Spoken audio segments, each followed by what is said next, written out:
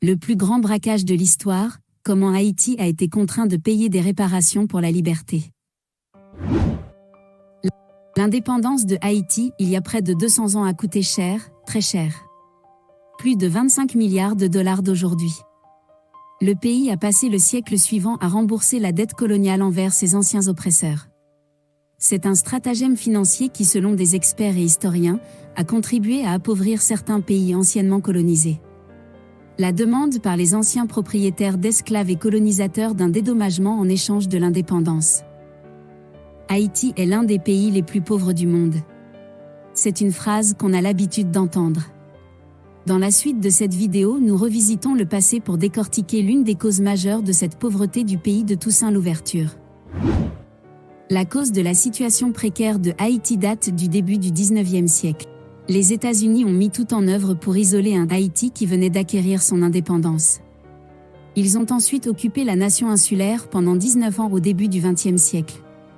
Alors que leur départ officiel de Haïti date de 1934, ils ont continué à contrôler les finances publiques du pays jusqu'en 1947, siphonnant environ 40% du revenu national d'Haïti pour éponger la fameuse dette envers la France et eux-mêmes. Une grande partie de la dette envers la France était l'héritage du plus gros braquage de l'histoire. Entouré de canonnières françaises, le petit pays nouvellement indépendant fut forcé d'accepter de payer des réparations aux anciens propriétaires d'esclaves. Vous avez bien lu. Ce sont les anciens esclaves d'Haïti, et non les esclavagistes français, qui ont été contraints de payer des réparations pour avoir perdu leurs intérêts économiques émanant de la traite négrière. Les Haïtiens ont compensé leurs oppresseurs et les descendants de ces derniers pour le privilège naturel d'être libres. Il a fallu plus d'un siècle à Haïti pour rembourser ces dettes rocambolesques. Haïti, alors connu sous le nom de Saint-Domingue, était le joyau de la couronne de l'Empire français. C'était la colonie la plus lucrative à travers le monde entier. Les planteurs français forçaient les esclaves africains à produire du sucre, du café et d'autres cultures commerciales pour le marché mondial. Ce système fonctionnait très bien jusqu'à ce que les révolutions françaises et américaines viennent inspirer les esclaves de Saint-Domingue. Sous la conduite d'un ancien esclave et premier général noir de l'armée française, Toussaint Louverture, ils organisèrent la révolte d'esclaves la plus importante et la plus réussie au monde en 1791. Contre toute attente, les esclaves gagnèrent cette bataille rude.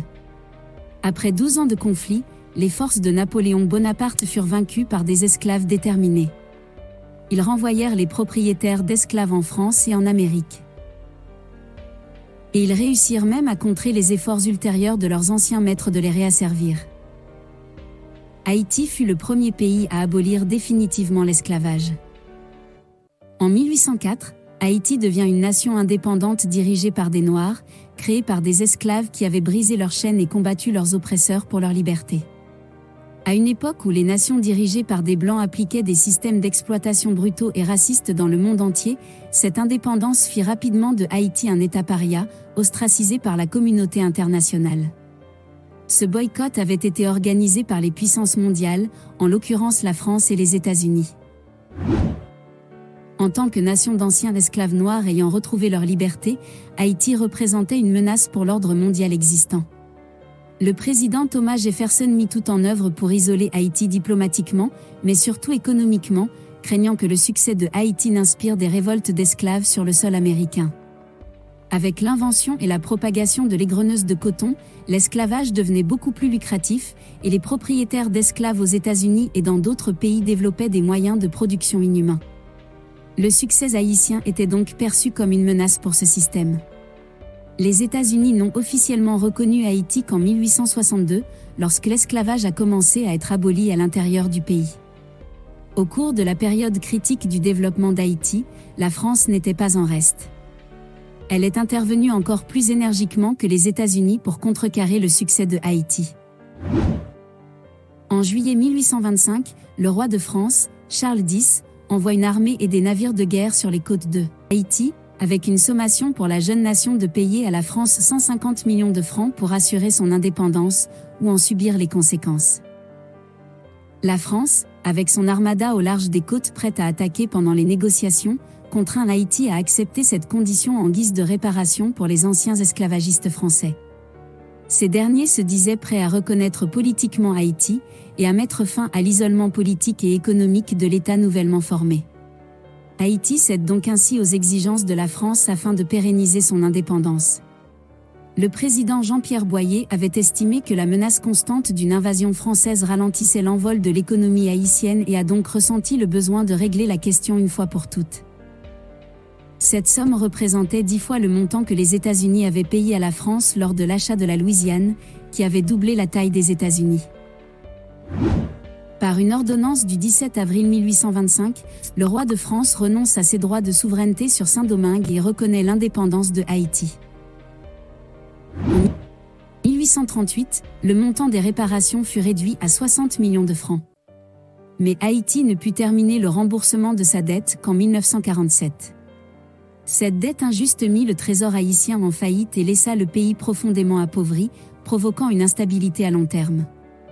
Le montant était trop élevé pour que la jeune nation puisse payer directement. Haïti avait donc été contraint de contracter un emprunt auprès de banques françaises et américaines à des taux d'intérêt très élevés, affectant ainsi gravement leur capacité à se développer économiquement. Haïti paya aux esclavagistes français et à leurs descendants l'équivalent d'une valeur actuelle de 20 à 30 milliards de dollars. Il a fallu 122 ans à Haïti pour rembourser ce prêt qui a gravement hypothéqué la prospérité du jeune pays. France sortit ainsi victorieuse de cette guerre en obligeant Haïti à payer une addition salée pour sa liberté en guise de punition pour sa révolte, mais aussi pour s'assurer que le pays ait du mal à se relever du marasme économique qui s'ensuivrait. En plus du paiement, comme cerise sur le gâteau, la France exigea qu'Haïti leur accorde une remise de 50% sur ses marchandises exportées. L'humiliation était à son comble. Après le tremblement de terre de 2010 qui dévasta complètement Haïti, des universitaires et des journalistes écrivent une lettre au président français exigeant que la France rembourse à Haïti cet argent injustement reçu. L'économiste français Thomas Piketty a ressuscité l'idée en 2020, arguant que la France doit à Haïti au moins 28 milliards de dollars.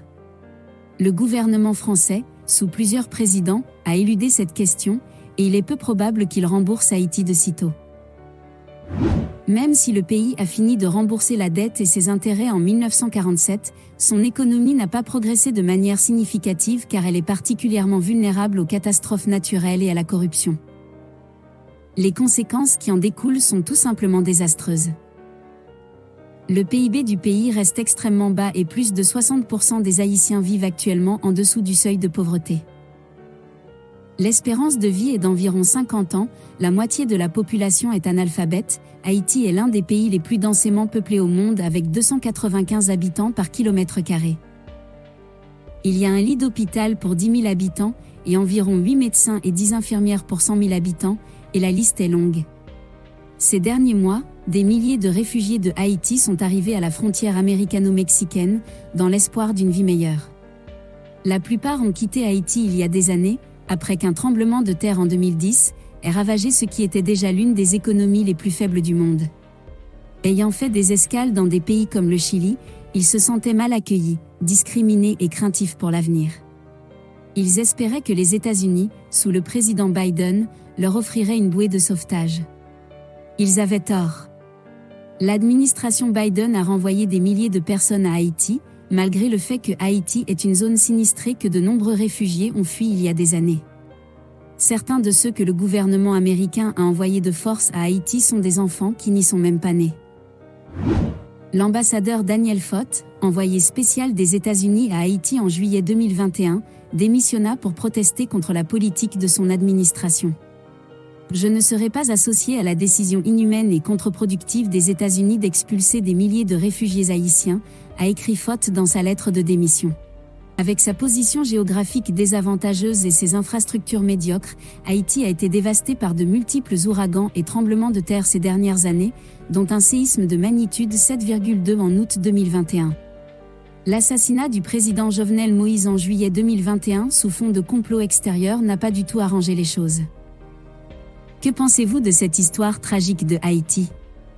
Pensez-vous que l'argent de cette dette devrait lui être restitué, ou alors devrait-on mettre cela sur le compte de l'histoire ?